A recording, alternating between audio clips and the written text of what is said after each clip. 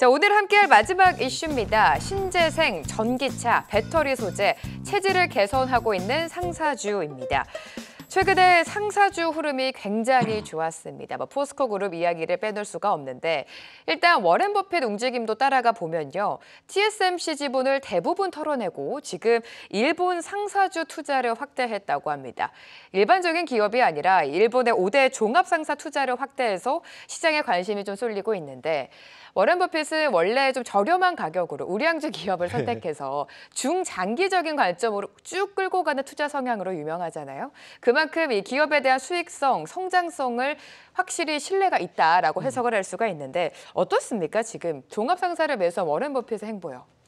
저는 우리 워렌 버핏 회장님께서 약간 바톤피싱 관점에서 접근을 하신 게 아닐까라고 생각을 합니다. TSMC를 덜어내고. 그렇죠. 근데 이분 이제 그렇게 매수하셨다는 기사가 나오고 하면서 밑에 이제 사족으로 달리는 내용들이 버핏께서는 미래 자원민족주의에 따른 원자재 가격 상승과 인플레이션이 고착화하는 것에 대한 그거에 대해서 베팅을 하신 게 아닐까. 왜냐하면 지금 원자재 가격들 자체가 다들 고점 대비 하락폭이 좀 상당히 어느 정도 있기 때문에 그런 이제 바톤피싱 관점에서 접근하신 게 아닌가라고 이제 얘기들을 한다라고 합니다. 그러면서 그냥 일본에 있는 이제 종합상사 넘버 1부터 5까지 해가지고 5개를 싹 다 그냥 매수를 들어오셨다라고 하는데 이분이야 워낙 돈이 많으니까 한번 들어오시면은 그냥 최대주주 등극을 이런 식으로 하시는 거고요.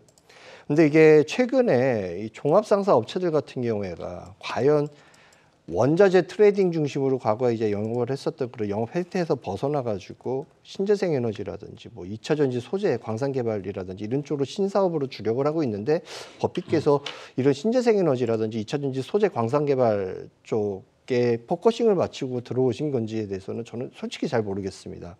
일단은 이 상사주들 같은 경우에는 기본적으로 이제 트레이딩 우리나라 상사주들 기준으로 매매하실 때 보셔야 되는 포커스가 기본적으로 환율이 굉장히 민감한 업종입니다. 이게 결국은 달러로 모든 이제 이 거래 대금이나 이런 것들이 결제가 치러지고 이제 달러를 굉장히 많이 보유하고 있는 게 이제 상사들이기 때문에 기본적으로 이제 달러 방향성을 좀 관측을 잘 하시면서 접근하시는 게 좋을 것 같고 결론적으로는 달러가 강세일 때 종합상사들 같은 경우에는 아무래도 조금 수익성이나 이런 것들이 좋아질 수가 있다는 컨셉으로 접근을 해보시면 어떨까 싶습니다. 자, 우리 시장 안에서 상사주를 살펴보면요. 포스코 그룹주가 눈에 띄게 급등이 나오고 있습니다. 에코프로 그룹에 몰렸던 수급이 이제 포스코로 넘어가는 거 아닌가. 제2의 에코프로다라는 이야기까지 나오면서 며칠 사이 계속해서 급등이 나오고 있는데요. 자, 전통적인 철강주 이미지에서 벗어나서 포스코 그룹주 이제 2차 전지 이미지로 탈환을 한 상황인데 자, 일단은 상사주의 흐름을 잠깐 짚어주실까요, 대표님은? 네, 그러니까 지금 아까 과장님이 말씀하신 것처럼 워렌 버핏이 왜 최근에 일본의 상사 기업들을 이렇게 매수를 했을까 보면은 아까 말씀하신 그런 의미가 좀 있는 거예요. 그러니까 단기적으로 인플레이션 원자재 가격은 피크치고 좀 내려온 건 맞는데 워렌 버핏의 입장에서는 이게 지금 이 광물이라든지 핵심 광물이 워낙 지금 중요하기 때문에 안보 측면에서 워렌 버핏이 볼 때는 자기 볼 때는 이게 좀 인플레이션이 원자재 핵심 특히 핵심 광물 이런 원자재 가격은 장기적으로 인플레이션을 좀 일으킬 가능성이 있다는 거예요. 길게 봐서는 이게 크게 빠지기보다는 우상향을 할 거라는 워렌 버핏 생각이 좀 있는 것 같아요. 그래서 그렇게 보면은 될 것 같고 그리고 최근에 종합상사 기업들은 현금 흐름이 좋아요. 이게 최근에 자원개발 쪽도 계속 확대하고 있기 때문에 현금 흐름이 상당히 종합상사 기업들이 좋습니다. 그래서 그런 측면도 좋고 또 배당도 좀 꾸준히 하고 있기 때문에 그런 측면에서 워렌 버핏이 매수한 것 같고 그래서 저는 그런 전략은 좀 맞는 것 같아요. 그래서 최근에 포스코 그룹주들은 많이 올랐지만 제가 한 2, 3주 전에 포스코 홀딩스 말씀드렸잖아요. 그때 50만 원 얘기도 하면서 말씀드렸는데 지금은 포스코 그룹주 중에서 너무 테마성으로 많이 올라간 주식보다는 포스코 홀딩스나 포스코 인터내셔널이 좀 상대적으로 조금 추가 상승 여력이 좀 있어 보여요. 그래서 오늘은 포스코 인터내셔널 좀 이따가 말씀을 드리겠습니다.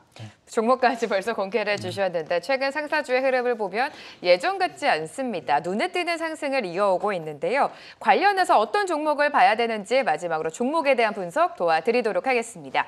자, 원상준 차장님의 픽은요. LX 인터내셔널 가지고 오셨고 실적 이야기를 살짝 해보자면 1분기 실적은 다소 부진하겠지만 그래도 앞으로의 성장성에 좀 집중을 하고 있는 것 같습니다.